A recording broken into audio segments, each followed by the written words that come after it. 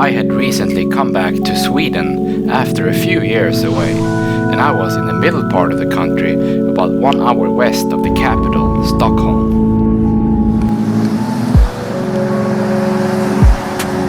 We were on the highway going to the most famous store in Sweden to have the most traditional Swedish food you can have.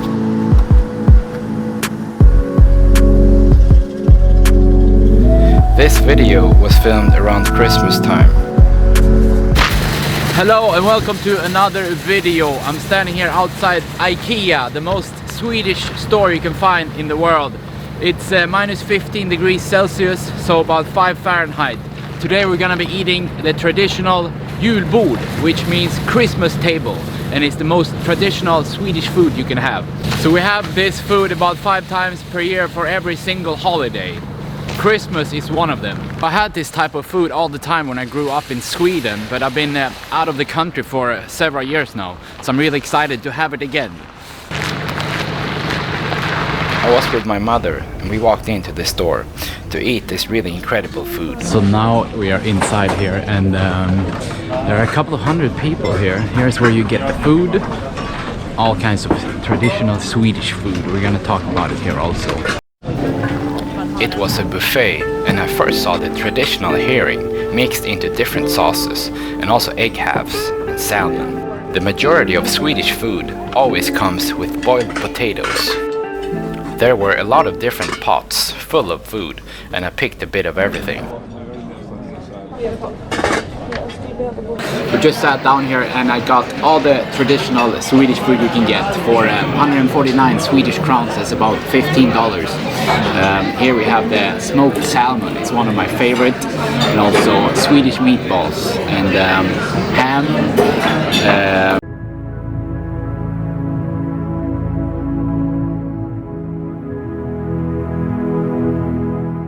We also have a traditional Swedish potato, I don't know if it's potato mash, but it has anchovies in it. It's a type of fish, and we're gonna try it. It tastes a little bit bitter actually because of the fish, but the potato has some kind of cream in it also, so it's pretty good. Another thing about traditional Swedish food is the lingonberry jam. So we make this jam from red berries that you can pick in the woods actually in the summertime, and it's really sweet. I usually have it with boiled potatoes. It tastes really good when you have it with boiled potatoes. And then also the prinskorv is a sausage, small sausages, really good also. You also have herring. It's traditional for every holiday in Sweden, Christmas, Easter, midsummer, and That's it actually, 3 times per year. so we're gonna try the herring now. I actually don't like herring that much, but we have to try it. It tastes a little bit sweet and sour at the same time. The herring comes in different sauces usually also. But my favorite is actually the Swedish meatballs. That's my favorite, it's really good. And also, what else do we have? Pyttipanna. It's really typical in Sweden. It's like little cubes of potatoes and meat mixed together with onion also. Pyttipanna is really good. And also this little pink beetroot mash with I think it's mayonnaise and beetroots, also chopped in small little cubes, and also the smoked salmon is really good. Smoked salmon is also my favorite. So I've tried almost everything now here except for the ham. Really good. And what else do we have? Yeah, I think the smoked salmon and meatballs are my favorite. I also forgot the Christmas ham. Christmas ham. I think they have that probably everywhere in the world for Christmas. But that's also really good. I think the most unique part about the food is the Janssons frestelse. It's the potato gratin with the anchovies. But I don't like it that much. So I had my first round of food here, and my mom also, she doesn't like to be on camera that much, but it was really good. Now I'm going for seconds.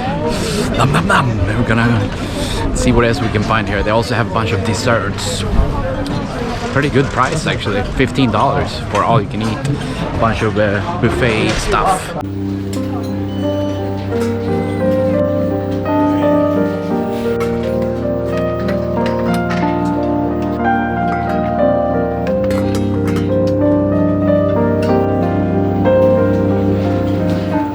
For my second plate I got a bunch more smoked salmon and also some kind of beetroot salad, and also found they have some kind of beef stew and also another type of potato gratin.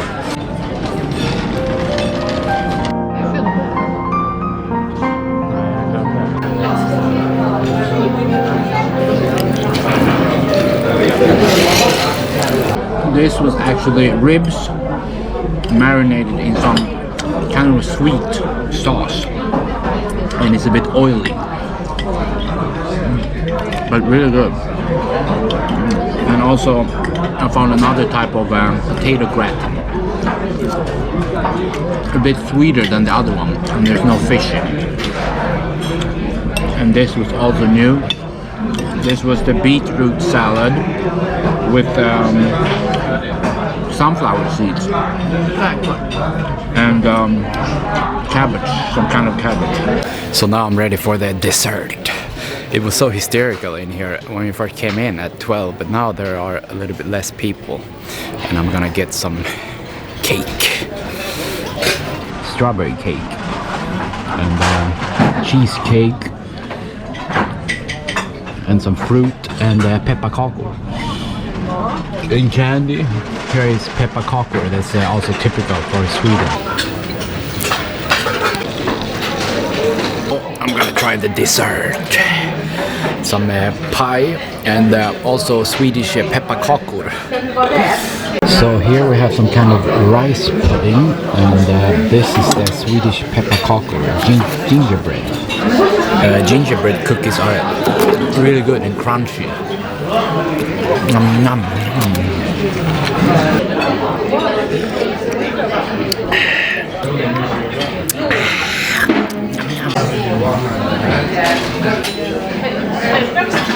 Overall, I think this Christmas table or julbord was really worth the $15. I'm having my coffee now, and really satisfied with the traditional Swedish food. I don't know what you could say about the pie, as every other pie, really good. The strawberry pie, really crunchy and sweet.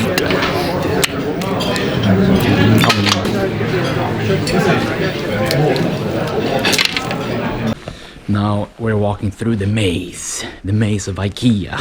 You always get lost in here. The guy that created Ikea, he was from the very south part of Sweden. His name was Ingvar Kamprad, and that's the first two letters of Ikea is IK, Ingvar Kamprad, Elmtaryd Agundaryd. So that's IKEA, Ikea. A lot of the stuff in here have a 10 years warranty. This chair, for example, 10 år garanti. So I'm sure a lot of people already know this, but the reason why the furniture can be much cheaper at Ikea is because you have to assemble it on your own, and then you have to go to the warehouse and get it. So you look at the number and then you go to the warehouse to pick it up. So it's also made up so that you're supposed to get lost in here. So you walk past everything and see everything, and then you buy even more things. Buy more. We're trying to find a way to the warehouse now because my mom is gonna buy a little table of some kind. Oh, I'm so tired after all the food. I'm gonna see if we can find a bed department or whatever you call it. Go take a nap.